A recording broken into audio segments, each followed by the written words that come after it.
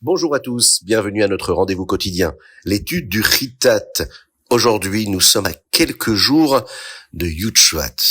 Et l'une des coutumes de Yud Shvat, c'est d'étudier le Mahamar que le rabbi précédent a donné au Chassidim pour le jour de son décès en l'an 5710, en 1950.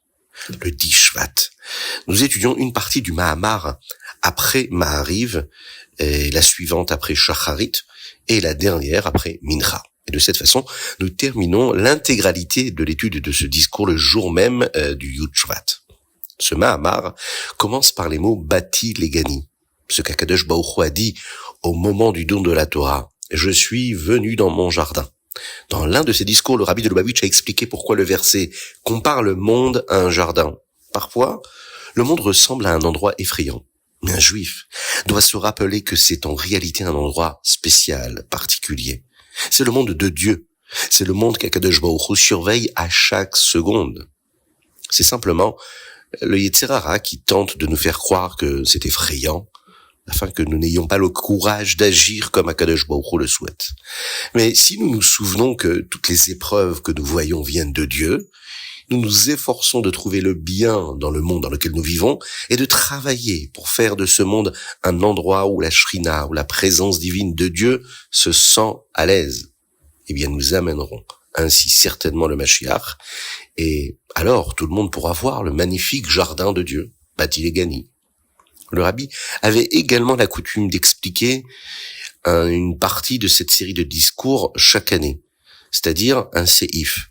Comme il y a 20 sections dans la série Bati Legani du rabbi précédent, Rabbi Yosef Yitzhak, alors le rabbi actuel a expliqué l'intégralité de cette série entre l'année 5711 et l'année 5730. Il a recommencé ce cycle au cours des 20 années suivantes, de 5731 à 5750. Il a débuté un troisième cycle en 5751.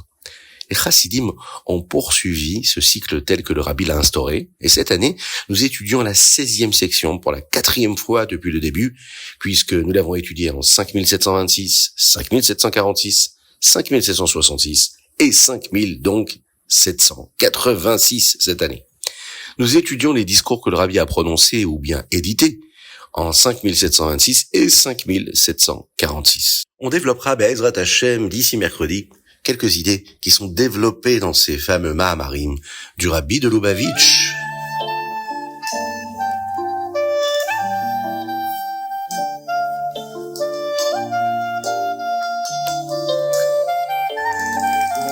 Infiniment heureux de vous retrouver aujourd'hui pour partager avec vous le Chitat. Nous sommes Erev Shabbat Kodesh de la Parashat Bo, le Yom Shishi, et le Ei Shvat, 5 Shvat 5786. Et nous allons commencer tout de suite avec notre Chumash. À minuit précis, Akadosh Baruch Hu accomplit la Makat Bechorot, la plaie des premiers-nés, et les Égyptiens précipitent le Ham Israël hors d'Égypte. Akadosh Baruch Hu va tuer tous les premiers-nés en Égypte, les premiers-nés des hommes, y compris les esclaves non juifs, et les premiers-nés des animaux. Le seul premier-né qui ne mourut pas fut Paro lui-même, car Akadosh Baruch Hu voulait qu'il voie les miracles de l'ouverture de la mer Rouge, Kriyat Yam-Souf, afin qu'il sache et raconte aux autres qu'Akadosh Baruch Hu est le maître du monde. Paro se réveilla en pleine nuit. Il réveilla tous ses serviteurs et tous les Égyptiens se levèrent également. Partout, les premiers-nés étaient morts. Dans chaque maison, il y avait au moins un mort. Toute l'Égypte n'était que cris et pleurs. Paro courut hors de son palais en pleine nuit pour trouver Moshe et Aaron immédiatement. Il leur ordonna que tous les Juifs quittent l'Égypte avec les adultes, les enfants, les animaux. Certains Juifs craignaient de partir dans le désert, mais les Égyptiens les pressèrent de se dépêcher. Le Ham Israël n'eut même pas le temps de faire cuire le pain le matin. Ils prirent donc la pâte crue, les restes de matzah et de maror du sacrifice de Pessah. Ils portèrent cela sur leur dos car ils voulaient porter une mitzvah. Ils demandèrent aux Égyptiens de l'or, de l'argent et des vêtements et chargèrent leurs ânes. Les femmes prirent aussi des tambourins car elles étaient certaines qu'Akadosh Baruch Hu ferait des miracles et elles voulaient être prêtes à chanter et danser. Moshe s'assura d'emporter le cercueil, le Aaron de Yosef, hors du Nil, et comme promis, ainsi que les cercueils des autres tribus, des Shvatim. L'Am Israël emportèrent également les arbres que Yaakov avait plantés pour les utiliser plus tard pour le Mishkan, Hachem envoya un ange, un malach, pour leur montrer le chemin, et ils voyagèrent de Ramsès vers un lieu qui était nommé Sukkot. Moshe compta le Ham Israël, et il y avait environ 600 000 hommes de plus de 20 ans, qui étaient accompagnés d'un groupe de non-juifs qu'on appelle le Erev Rav, qui voulut absolument se joindre à eux. Arrivé à Sukkot, le Ham Israël cuisit la pâte en matzah. Cette provision dura 1 mois jusqu'à ce que la manne commence à tomber. La Torah nous enseigne que les Béné Israël furent en exil en Égypte pendant 210 ans. Et bien sûr, 430 ans depuis le Brit Bein HaBetarim, cette alliance entre Akadosh Baruch Hu et Avraham Avinu. À la seconde près, Hachem les fit sortir. Ils ne restèrent pas 1 minute de plus que nécessaire. À jamais. Cette nuit-là de la sortie d'Égypte est appelée Leil Shimurim, une nuit où Hachem nous protège. À la fin du chumash d'aujourd'hui, nous trouvons d'autres lois sur le Korban Pessah. Bien sûr, seuls les juifs croyants ou un esclave appartenant à un juif peuvent en manger, à condition d'avoir la Brit Mila. Enfin, il est strictement interdit de briser les os du sacrifice, et tous les bénis Israël firent exactement ce que Kadosh Baruch Hu avait demandé.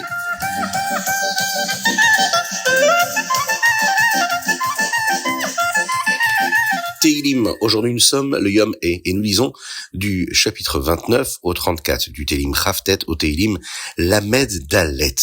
Dans le dernier chapitre, David Ammelech nous dit Sur merav asetov, bakesh shalom, verod feu.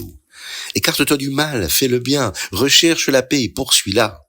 Le Baal Shem Tov explique que dans quelque chose de matériel, de gashmi, de ce monde, il y a une part de bien et une part de mal. La matérialité en elle-même, qui n'a pas de but particulièrement sain, est donc mal, entre guillemets. Le bien, lui, est la force de vie, la chayut qu'Akadosh Baruch Hu l'anime. Le verset ici, Sourmera, nous enseigne comment regarder le matériel. Nous devons être un Sourmera, c'est-à-dire ne pas désirer le plaisir égoïste du matériel, en réalité le mal qui s'y trouve. Et au lieu de cela, nous devons être Asetov, choisir de vouloir être aidé par la présence divine à l'intérieur de l'objet, cette vitalité-là, et ensuite nous faisons la paix entre ce qui est matériel et sa force divine en utilisant l'objet pour les raisons voulues par Dieu. Accomplir des mitzvot et avoir de l'énergie, avoir de la vitalité, avoir la force de servir toujours à Kadosh Baruch Hu.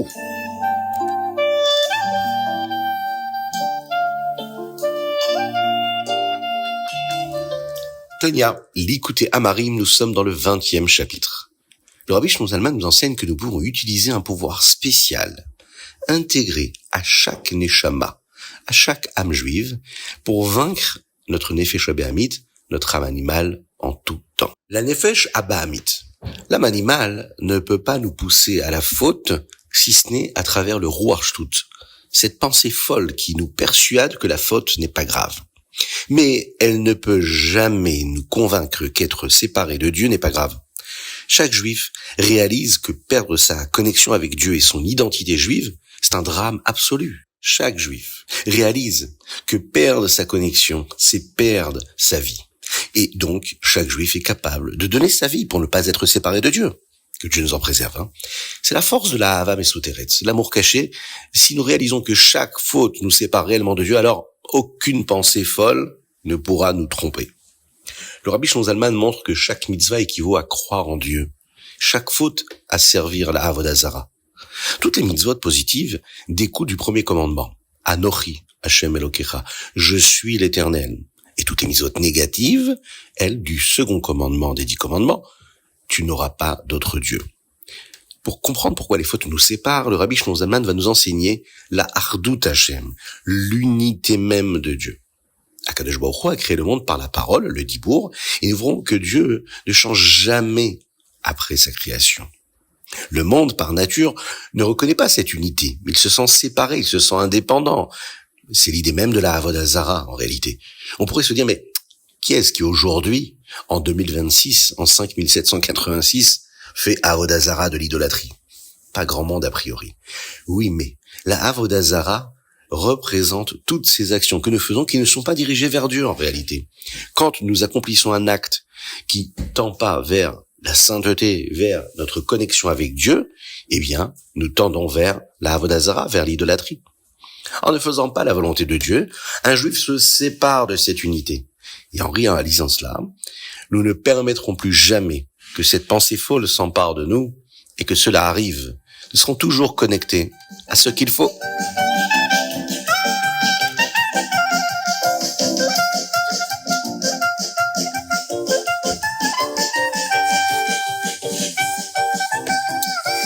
Ayom Yom, aujourd'hui nous sommes le Hei Shvat, 5 Shvat.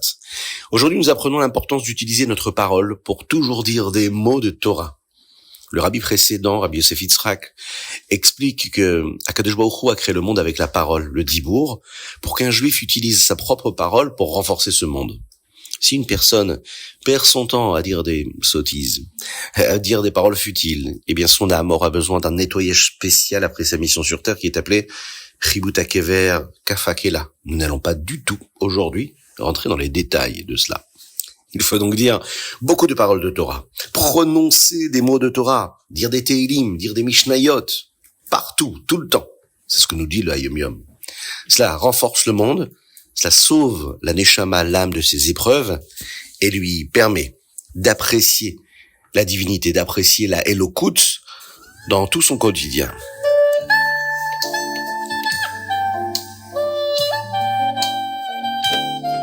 Et nous allons conclure avec notre Rambam du jour. Nous sommes aujourd'hui dans le Ilchot Mamrim. Il nous enseigne ici que même quelqu'un de très intelligent doit suivre le Beit Din, car Akadosh Baruch Hu veut qu'il y ait une autorité centrale, le Beit Din, pour guider le Ham Israël, le peuple juif. Premier chapitre. Nous nous appuyons ici sur le Sanhedrin pour comprendre la Torah chez Baal Pé. L'écouter est aussi important que le reste de la Torah. Dans le chapitre 2 ici, on nous rapporte que le Beit Din ne doit instaurer des règles de protection que s'il est sûr que la majorité du Ham Israël pourra les respecter. Et enfin, dans le 3e chapitre, on nous parle ici de tout ce qui concerne ceux qui ne suivent pas le Sanhedrin. Celui qui rejette la Torah chez Baal Pé, celui qui rejette la Torah chez Baal Pé, celui qui rejette la Torah orale, ne se rebelle pas seulement contre les Chachamim, les sages, mais contre tout la Torah. Et voici donc la partie qui nous concerne à chacun dans notre shlichut, dans notre vie de tous les jours.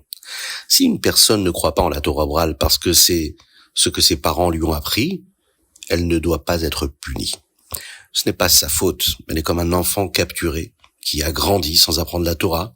Au lieu de punir, nous devons enseigner la Torah avec amour. Cependant, un Zaken Mamré, c'est-à-dire un érudit qui enseigne différemment du Sanhedrin, lui, par exemple, est passible de mort, car il brise l'unité, la Hardout, l'unité même du Ham Israël, est en train de créer la division. On doit se concentrer sur le bien, enseigner la Torah, partager les enseignements de la Torah et des mitzvot dans la simcha véritable, dans la joie véritable.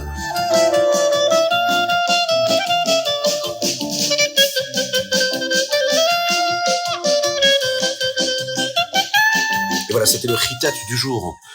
Nous comptons sur vous, sur chacun d'entre vous, pour diffuser, partager le chitat avec le plus grand nombre. C'était le désir, et c'est le souhait du rabbi de Lubavitch, que chaque juif étudie Chumash, Tehillim, Tanya, tous les jours, et le Rambam. Nous allons conclure maintenant le Rambam bientôt. On a la possibilité de reprendre l'étude du Rambam tous les jours. C'est important. Envoyez-nous vos dédicaces et soutenez-nous financièrement. Oui, puisque nous l'avons dit dans le Hayom Yom il y a quelques jours, le geshmi d'un juif, le matériel d'un juif, c'est de la rouchaniyut.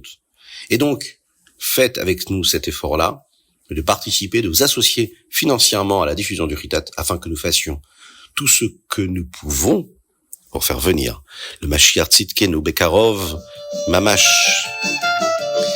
C'était le Chitat du jour. Je vous invite à le partager comme nous l'avons dit et vous souhaite un excellent Shabbat avec une bonne santé, une refoua shelema pour tous les malades du Ham Israël.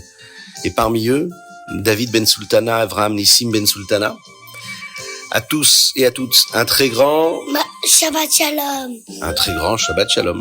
À bientôt.